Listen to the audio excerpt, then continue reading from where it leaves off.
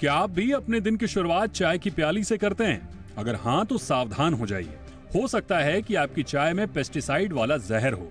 चौंकिए नहीं, मुनाफाखोर चाय के बागबानों में धड़ल्ले से प्रतिबंधित पेस्टिसाइड यानी कीटनाशक दवाओं का इस्तेमाल कर रहे हैं, जिसको पीने से आपकी सेहत बिगड़ सकती है।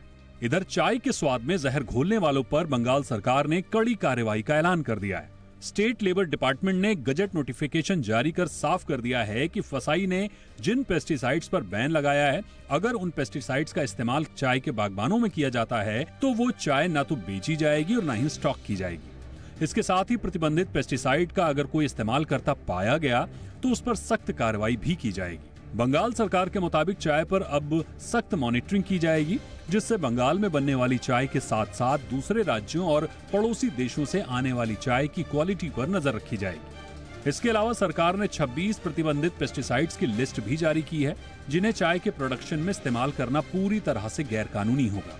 लेकिन चिंता की बात यह है कि उत्तर बंगाल के कुछ इलाकों में अब भी ये जहरीले रसायन चोरी छिपे इस्तेमाल किए जा रहे हैं। इससे चाय बागान में काम करने वाले मजदूरों, चाय पीने वाले उपभोक्ताओं और पर्यावरण पर बुरा असर पड़ रहा है। यही नहीं, प्रतिबंधित पेस्टिसाइड्स का इस्तेमाल नहीं रुका तो इसका असर सिर्फ घरेलू बाजार ही नहीं बल्कि इंटरनेशनल टी मार्केट पर भी पड़ेगा। राज्य सरकार ने चाय पर निगरानी रखने के लिए इसकी जिम्मेदारी वेस्ट बंगाल टी डायरेक्टोरेट को सौंपी है। अब ये विभाग किसानों, होलसेलर्स, डीलर्स, रिटेलर्स और एजेंट्स के बीच जागरूकता फैलाएगा कि इन जहरीले पेस्टिसाइड्स का इस्तेमाल करना गैर कानूनी है।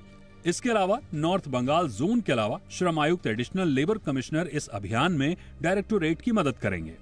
खबरों के मुताबिक डायरेक्टोरेट और डिपार्टमेंट तुरंत कार्रवाई करेंगे और अगर कहीं भी बैन किए गए पेस्टिसाइड्स का इस्तेमाल या स्टॉकिंग होती पाई गई तो उसे रोका जाएगा।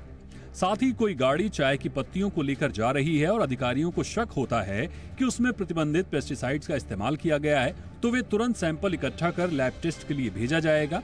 यही नहीं, इंटरनेशनल बॉर्डर और इंटर स्टेट बॉर्डर पर तैनात कस्टम विभाग के अधिकारी भी अब हर चाय की खेप को तभी आगे जाने देंगे जब उसके पास किसी मान्यता प्राप्त लैब का क्लियरेंस रिपोर्ट होगी। पेस्टिसाइड्स वाली चाय हमारी सेहत पर गहरा असर डाल सकती है। विशेषज्ञों के मुताबिक ये पाचन समस्या, सिरदर्द और हार्मोनल असंतुलन का कारण बन सकती है।